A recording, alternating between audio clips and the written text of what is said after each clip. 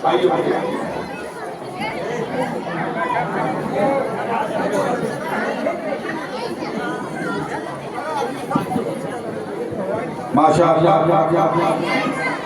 सुभान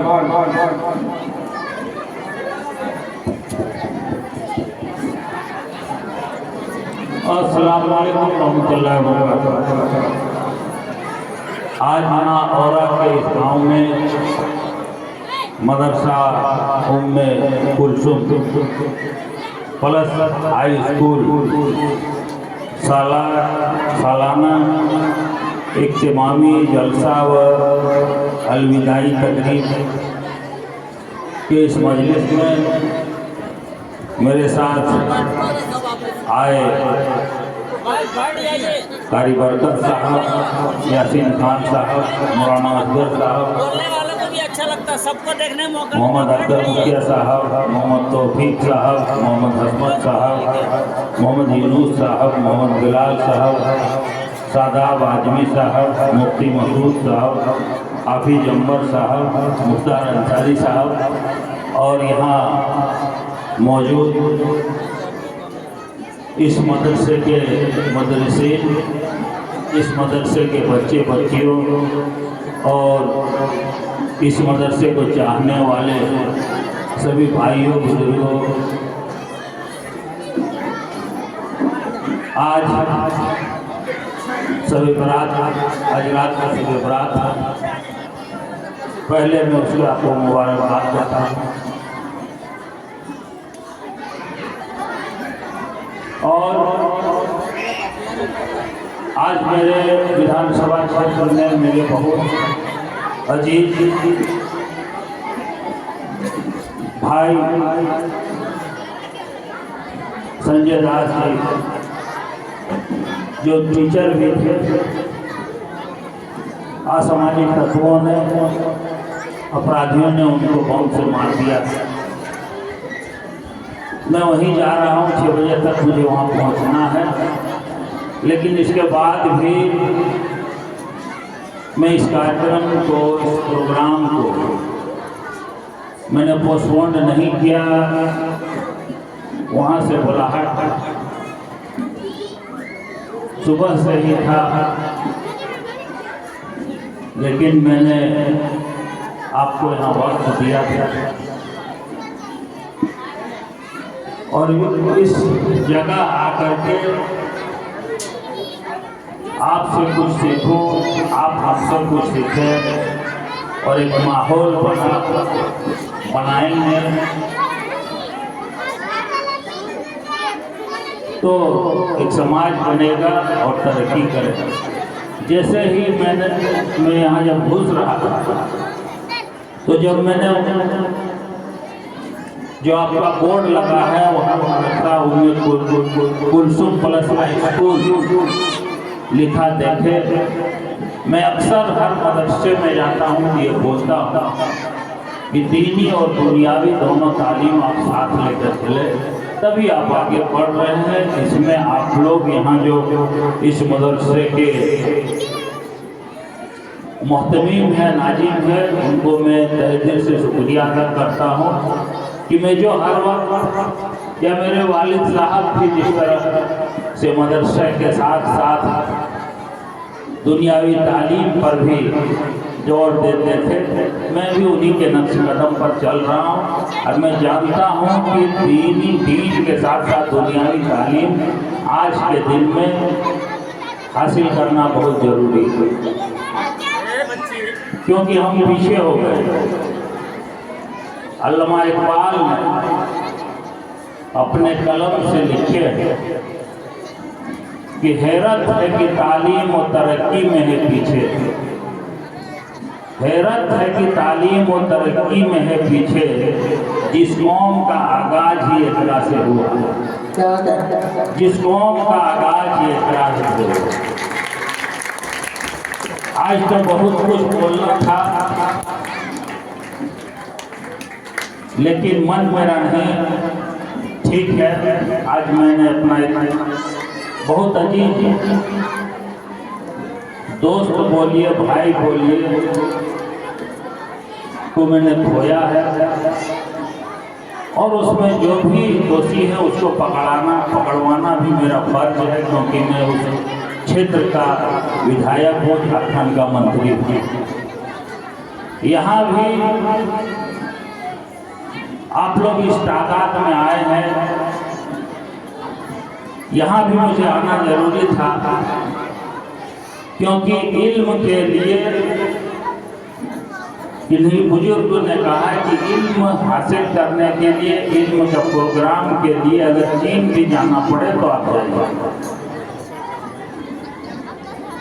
तो मुझे खुशी है, कल भी आप देखे होंगे कि एक मदरसा हुसैनिया कटरों में एक अजमुस्तान दस्तारबंदी हुआ, और उस दस्तारबंदी का खासियत ये था कि मेरे वालिद साहब का दिली तमन्ना था कि मेरे घर में एक हाफिज कुरान हो। मेरे भतीजे ने, मेरे छोटा भाई का बेटा ने हाफिज कुरान सिर्फ 12 साल की उम्र में कंप्लीट किया, उसका भी कल प्रोग्राम था। मैं आप लोगों से भी गुजारिश करता हूँ कि आप दुनियावी तालीम से पहले दीनी तालीम अपने बाल बच्चे को दो, क्योंकि अगर दुनियावी तालीम नहीं है तो पर भी आपका गुजारा चल सकता है, लेकिन दीनी तालीम अगर नहीं है तो आप एक पक्का मुसलमान नहीं हो सकते, इस्लाम में सुन्नत रसूल में नहीं चल सकते। अभी रात में मैंने मौलाना का तकरीर सुन रहे थे, उन्होंने ये कहा है, और हमारे नबी हुजूर सल्लल्लाहु अलैहि वसल्लम ने भी कहा है कि जिसका मस्जिद बगल में हो और अगर घर में नमाज पढ़ता हो तो उस घर को जला दो। और जो मौलाना साहब तकरीर कर रहे थे कि आप अगर मस्जिद जाते हैं तो आपका ईमान का रिचार्ज होगा, जिस तरह हम लोग मोबाइल को रिचार्ज करते हैं, मोबाइल को चार्ज करते हैं, अगर आप 5 वक्त नमाज मस्जिद में पढ़ते हैं तो आपका ईमान ताजा होगा, आप सुन्नत रसूल पर चले।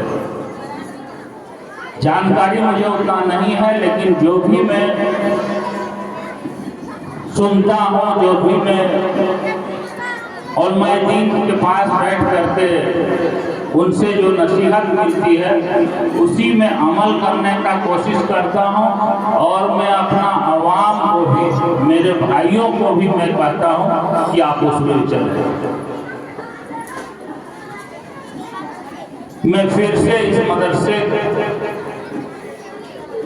को जो इतने अच्छे तरीके से सजाए हैं, इतना अच्छी पढ़ाई हो रही है, इस पर मैं उनको मुबारकबाद देता हूँ। एक बात और, अभी आप देखते होंगे सभी बच्चे निकाब में, मौलाना साहब सब अपने बाल बच्चे और अपने जो भी शागिर्द हैं, जो भी, उनको सिर्फ एक बात आप समझाइए कि महरम कौन है और गैर महरम कौन है। अपने आप अगर इसको आप फैला दीजिएगा तो समाज में कभी बुराई नहीं होगी, आपका समाज तरक्की करेगा। आप तो यहाँ भी सारे बच्ची को निकाब में लाए हैं, लेकिन यही बच्ची जब शादी में जाती है तो निकाब का आता पता नहीं। आप दिखला दीजिए शादी में एक भी निकाब पहन के कोई और लड़की या बच्ची या औरत या बूढ़ी जाती है। तो महरम और गैर महरम के बारे में आप लोगों को बताना जरूरी है कि महरम कौन है। महरम वही है जिससे निकाह नहीं हो सकता, इसके बाद सारे लोग गैर महरम, चाहे चचेरा भाई हो, चाहे मसेरा भाई हो, चाहे और कोई हो। तो इस पर हम लोग, क्योंकि आज के मोबाइल के जमाने में जितनी गंदगी मोबाइल में है, और बोला जाता है कि अकेले में आप अपने ईमान को कितना महफूज रख सकते हैं, ये बड़ी बात है। लोगों के सामने हम तो दिखला देते कि टोपी पहने एकदम दाढ़ी रखे, लेकिन जब अकेले में आप हैं तब कितना अभिमान को बचाते रहते हैं। इसमें हम लोग और आपको सुन्नत रसूल पे चलना है, दिखावटी नहीं करना, नहीं तो हम लोग बहुत पीछे चल गए हैं और पीछे जाएंगे और आप पर तकलीफें आएंगी और आप पर अजाब आएगा।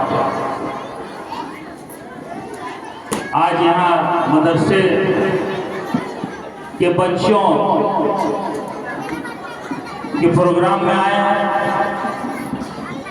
तो यहाँ से कुछ सीख के जाइए। आप बच्चे को पढ़ाने यहाँ भेजते हैं और आप ही गलत काम करते हैं तो बच्चे को पढ़ा के क्या फायदा? आपको भी सही होगा। दिखावटी के लिए मत कीजिए। आप अभी यहाँ इज्तिमा हो रहा है 17, 18, 19 और इस क्षेत्र में एक फीट के लिए झगड़ा होता है कि नहीं बताइए? एक फीट जमीन बेमानी करने में वक्त तो इज्तिमा है बढ़िया, लेकिन आपको अपने आप को भी सुधारना होगा, तभी आप आगे बढ़ सकते। मौलाना साहब से भी गुजारिश है कि बच्चियों को बढ़िया से पढ़ाएं, बच्चे को भी पढ़ाएं और जो भी जरूरत हमसे, मेरे सरकार से, जिसके मुखिया माननीय हेमंत सोरेन जी, मेरा विभाग हो या अगर दूसरा भी विभाग हो तो उसमें मैं आपके लिए हर वक्त तैयार हूँ, हर मदद करने के लिए तैयार हूँ, लेकिन आपको भी एक्टिव होना होगा। अभी बहुत सारे मसला मेरे पास आता, उस मसले को भी हल हम करते, लेकिन आप लोग पहले अपने से उस मसले को सुधारिए, अपना जिम्मेवारी लीजिए, देखिए फिर कितना अच्छा आपको सुकून का नींद भी आएगा। इन्हीं चंद शब्दों के साथ आप तमाम लोगों को शब-ए बरात का बहुत बहुत मुबारकबाद। अल्लाह हाफिज़। जय हिंद, जय भारत।